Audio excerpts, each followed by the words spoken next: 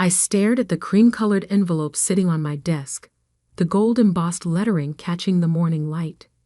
Annual Morrison Family Christmas Dinner, it read, followed by an address I knew all too well.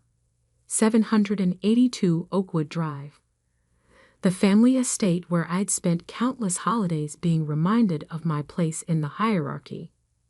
My fingers traced the edge of the invitation. 3 years had passed since I'd attended their precious dinner. 3 years of building, planning, and waiting. Now holding this invitation felt different. This time, I wasn't the charity case cousin they'd all whispered about. I was the CEO of Walker Industries, and as of tomorrow morning, the new owner of Morrison Technologies. Though they didn't know that part yet. Ms. Walker? My assistant Sarah's voice came through the intercom. The final acquisition papers just arrived from legal. Send them in, I replied, sliding the invitation into my drawer. Sarah entered, her heels clicking against the marble floor of my penthouse office.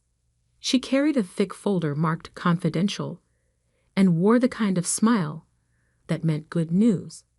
Everything's in order, she said, placing the folder on my desk. The board approved the buyout unanimously. They never realized Walker Industries was behind the holding company.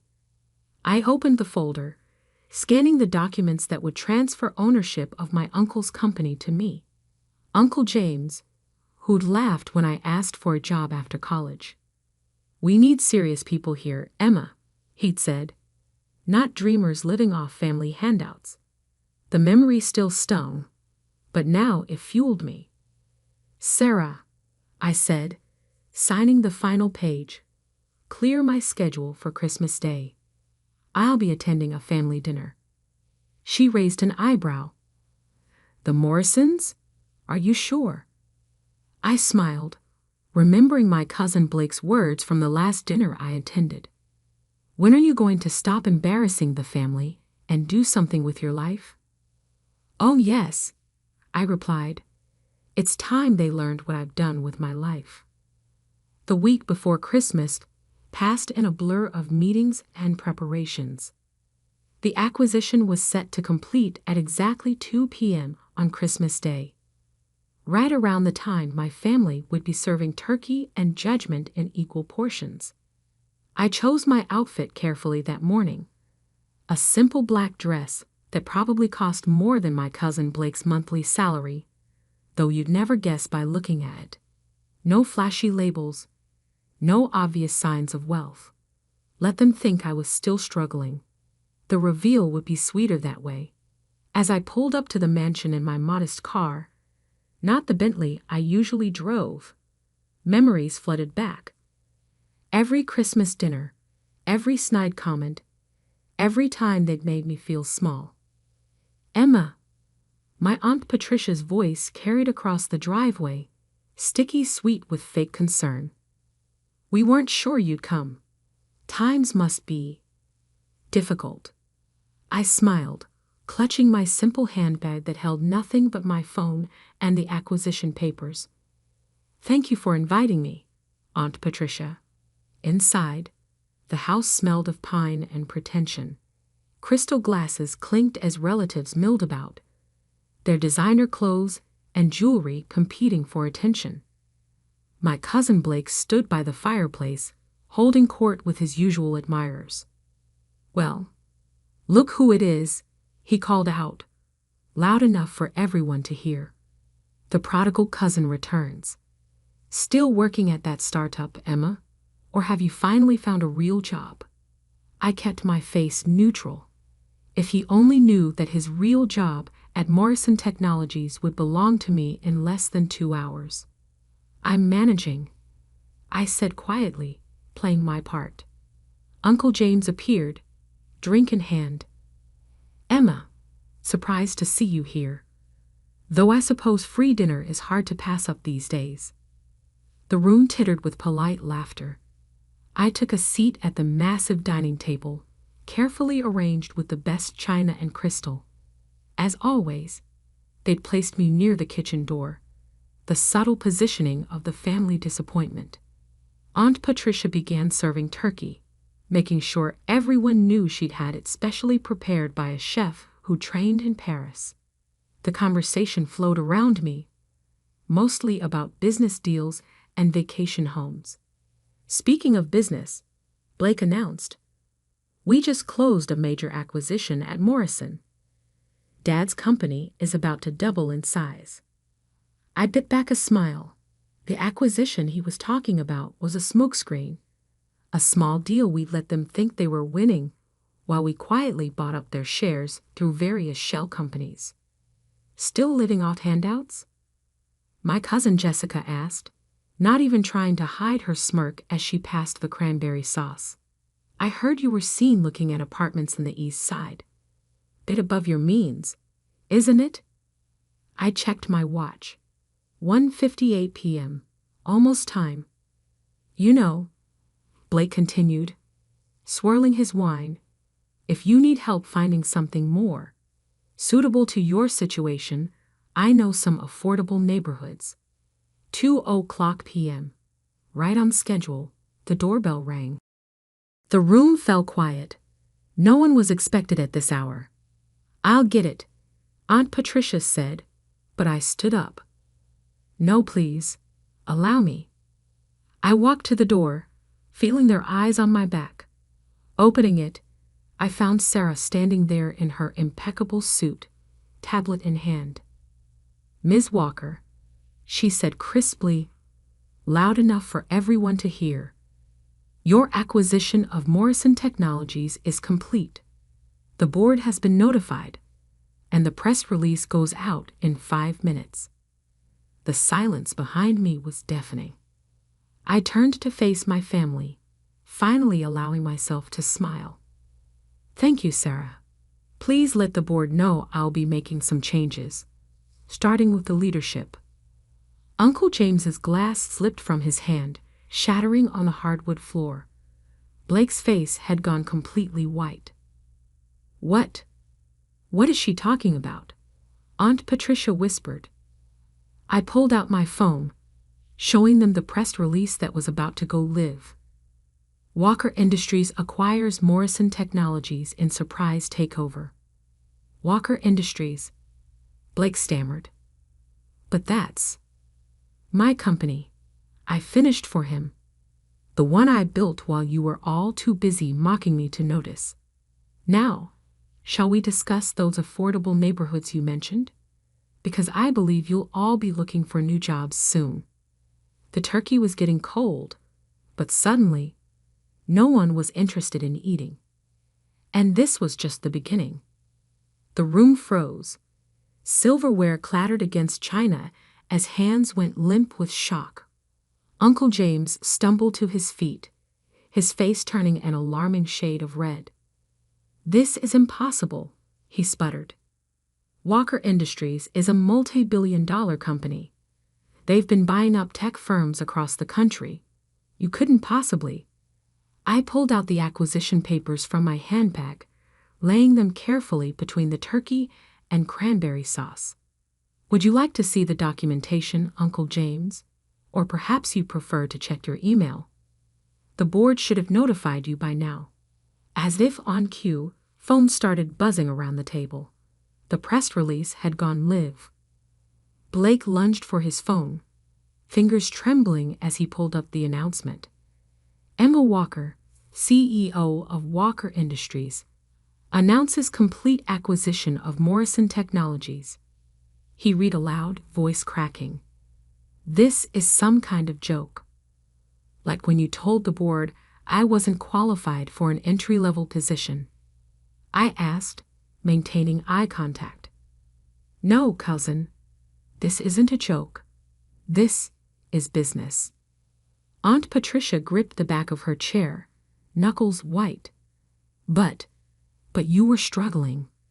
Living in that tiny apartment, driving that old car." I smiled, remembering all the times they'd commented on my modest lifestyle. "That apartment? It's one of 50 properties I own in the city. The car? A choice, not a necessity. You see, While you were all busy flaunting your wealth, I was building mine. Sarah stepped forward, tablet still in hand. Ms. Walker, the transition team is ready. Would you like me to begin implementing the leadership changes now? Uncle James slammed his hand on the table. Now wait just a minute. You can't just walk in here and... I can. I cut him off calmly. And I will. But first, let me share a story. Since we're having such a lovely family dinner. I took my seat again, smoothing my dress. The power shift in the room was palpable. Every eye was fixed on me, including those of relatives who'd barely acknowledged my existence for years. 6 years ago, I came to you with a business proposal. I began, looking directly at Uncle James. A digital payment processing system that could revolutionize how small businesses handle transactions. You laughed me out of your office, said I was playing entrepreneur. Remember? He swallowed hard, but said nothing. So I took my proposal elsewhere. Built it myself. That system now handles over $50 billion in annual transactions. But that was just the beginning. I paused, taking a sip of water. While you were all busy mocking my startup, I was acquiring companies across 3 continents, always through holding companies, always quietly. Morrison Technologies was just the latest piece of the puzzle. Why? Blake's voice was barely a whisper. Why not tell us? I turned to him, remembering every snide comment, every deliberate exclusion. Because you needed to learn something. All of you did. Success isn't about showing off. It's about substance. Something this family seems to have forgotten. Sarah cleared her throat softly. The press is requesting comments, Ms. Walker, and the board members are asking about tomorrow's transition meeting. Tell them I'll issue a statement after dinner, I replied. Family comes first, after all. Isn't that right, Aunt Patricia? My aunt, who'd always insisted on family loyalty while treating me like an outsider, could only stare at her plate. Now, I continued, let's discuss the changes coming to Morrison Technologies. First, the leadership team will be restructured. Blake, your position as Vice President of Sales is being eliminated. Uncle James, you'll be stepping down as CEO, effective immediately. You can't do this. Uncle James found his voice again. The board has already approved everything. I finished for him. They were quite impressed with Walker Industries' track record. Unlike Morrison's recent performance, Jessica, who'd made the comment about handouts earlier, pushed her chair back. This is ridiculous. I'm calling our lawyers. Feel free, I smiled. They've already reviewed and approved the acquisition. But while you're at it, you might want to call a recruiter too. Your position is also being eliminated. The room erupted in chaos. Voices raised in protest, threats of lawsuits, pleas for reconsideration. I let it wash over me, remembering all the times I'd sat quietly while they belittled my dreams. Sarah stepped closer. Should I have security on standby? That won't be necessary, I replied, loud enough for everyone to hear. My family may have forgotten their manners, but I'm sure they can handle this professionally. Can't you? The silence that followed was deafening. Now, I stood, straightening my simple black dress. I believe there's dessert. Aunt Patricia always serves her famous apple pie at Christmas. Though I suspect it's not actually homemade, is it? The bakery on 5th Street does excellent work. Aunt Patricia's face flushed. Another carefully maintained illusion shattered. Before we continue, I pulled out a stack of envelopes from my bag. I have some documents for each of you. Severance packages, non-disclosure agreements, and terms for your departures. I'm being quite generous, more generous than you've ever been to me. You have until the end of dinner to decide. I began passing out the envelopes, watching as trembling hands opened them. The amounts inside were substantial. I wasn't interested in revenge, just reorganization. One more thing, I added, returning to my seat. Those non-disclosure agreements, they include social media. So all those nasty posts about my failed career might want to disappear before midnight. Blake looked up from his envelope, his face ashen. You knew about those? I know everything, I replied simply. I had to learn to pay attention to details when no one was paying attention to me. The rest of dinner passed in stunned silence, broken only by the occasional quiet sob or whispered consultation between family members. The turkey grew cold, the expensive wine untouched. As Sarah had predicted, it was quite an interesting Christmas dinner indeed. The grandfather clock in the hallway struck 4, its deep chimes echoing through the tension-filled dining room. I watched as my family members shuffled through their severance papers, their faces cycling through shock, anger, and finally, the sweetest part, fear. You have until New Year's Day to clear out your offices, I said, standing up. Generous, considering how quickly you showed me the door 6 years ago. Uncle James, who hadn't touched his food since the revelation, finally spoke. His voice had lost its usual pompous tone. Emma, surely we can discuss this. We're family. I turned to him slowly, letting his words hang in the air. Family? Let's talk about family, Uncle James. When Aunt Marie died, and I needed help with Mom's medical bills, where was family then? When I slept in my car for 3 months while building my company, did family notice?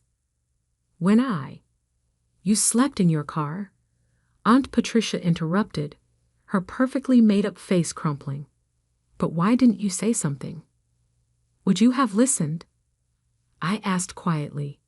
Or would you have used it as another reason to mock me at Sunday brunch? The silence that followed was answer enough. Sarah stepped forward again.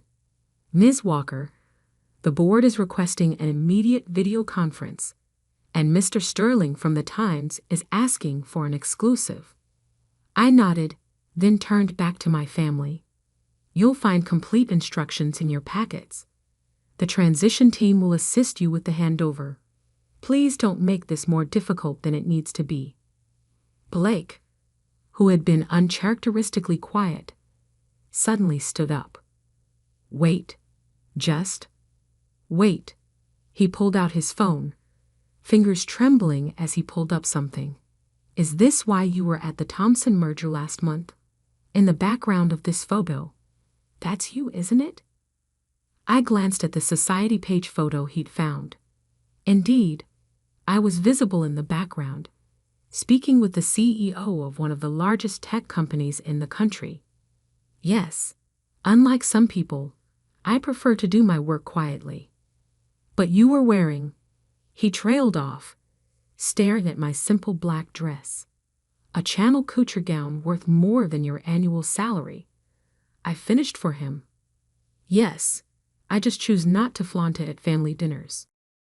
Jessica, who had been frantically texting under the table, looked up with wide eyes. I just checked Forbes. Walker Industries, you're worth more than this entire family combined, I confirmed. Though that's not the point. The point is what you do with power, once you have it. I picked up my handbag, a handmade piece that cost more than their monthly mortgages, and prepared to leave. But first, I had one more thing to say. You know what the real irony is? I looked around the table, meeting each pair of eyes. If any of you had bothered to really see me, to listen when I came to you with ideas, you could have been part of this. Instead, you chose to judge, to mock, to exclude. That was your choice. Now I'm making mine. Aunt Patricia burst into tears. But what will people say? The scandal. People already know, I replied. They've known for years. I'm quite well known in business circles. You just never bothered to look beyond your own small world to notice. I turned to Sarah. Please ensure everyone signs their NDAs before leaving. And have security start changing the access codes tomorrow morning. Yes, Ms. Walker. And your dinner appointment? Keep it. I think I've lost my appetite here. As I walked toward the door, Uncle James called out one last time. Emma, please. Give me a chance to make this right. I paused, hand on the doorknob. You had 15 years of chances, Uncle James. Now it's my turn to run things. The drive home was quiet. Sarah sat in the passenger seat of my modest car, efficiently working through emails on her tablet. The press release has gone viral, she reported. Your family's social media accounts have all gone private in the last hour. I smiled slightly. Have there been any calls from them yet? 17. Mostly from Blake and your uncle. Should I continue blocking them? Yes, they can go through proper channels now, just like they always made me do. We pulled up to my real home, not the small apartment they knew about, but my actual residence, a penthouse overlooking the city. As the private elevator climbed to the top floor, Sarah cleared her throat. Ms. Walker? Was it worth the wait? Planning all this for so long? I thought about the years of careful preparation, of building my empire in silence, of watching and waiting for the perfect moment. You know what my grandmother used to say before she died, I replied, stepping into my expansive living room. Success is the best revenge, but timing is everything. I walked to the floor-to-ceiling windows, looking out over the city I now partially owned. Somewhere down there, my family was realizing that the person they dismissed for so long had become the one person they couldn't afford to ignore. Sarah, send flowers to the family tomorrow. White lilies, Aunt Patricia's favorite, include a card. What should it say? I smiled, remembering all the Christmas cards they'd sent over the years, always signed with false warmth and hidden barbs. Keep it simple. Just write, Merry Christmas. Looking forward to a productive new year. Best regards, your new CEO. Tomorrow, the real work would begin. The restructuring, the meetings, the press conferences. But tonight, I had given myself the one gift my family had never managed to give me. Respect. And that was worth more than all the Christmas dinners in the world.